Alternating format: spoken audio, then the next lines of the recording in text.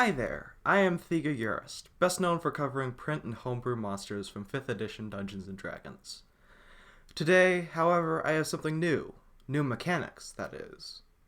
In light of the Dragonlance book lacking rules for running large armies, I have created my own.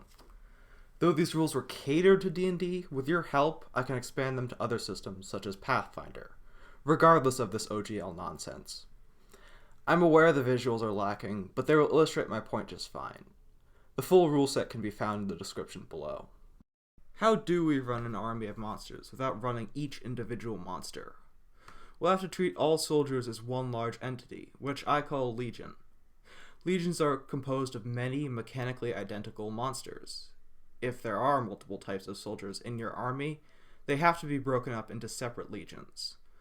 For simplicity's sake, legions occupy a rectangular space on the map, and fit to a 5-foot grid. If you want more complex formations, split your army into more legions.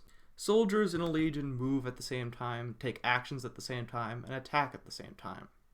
Instead of rolling attacks for each soldier, you use the mob combat rules from the Dungeon Master's Guide, page 250, to simplify the process.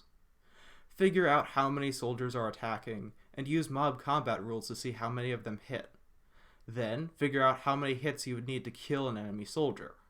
Finally, divide the first value by the second to figure out how many soldiers you've killed.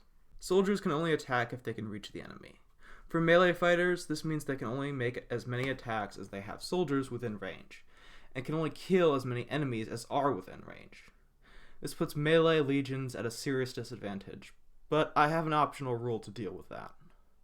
Legions receive a -2 penalty to ranged attacks, representing the difficulty of firing shoulder to shoulder.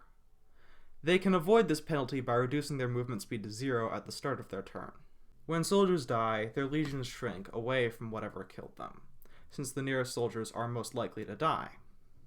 Rounding is encouraged, considering legions are the most likely to be run at a scale where a single row or column won't matter.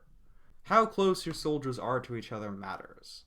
I have made rules for 3 formation densities: compact, close, and wide. Cramming your soldiers together blocks enemy legions from passing through, but gives the legion control of less space. Tighter formations will also be weak against area spells, once those rules are established. That covers most of it. These rules are designed to be simple and to fit nicely into 5e games. That said, there is still much to do, and I would really appreciate any feedback you have on how it should be run.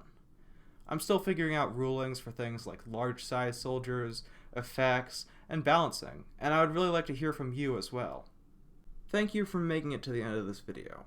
If you've made it this far, consider dropping a like and subscribing, especially if you want to see more of this content.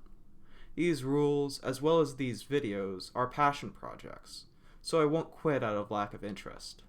Nevertheless, I would love it if you guys showed your support in the comments below.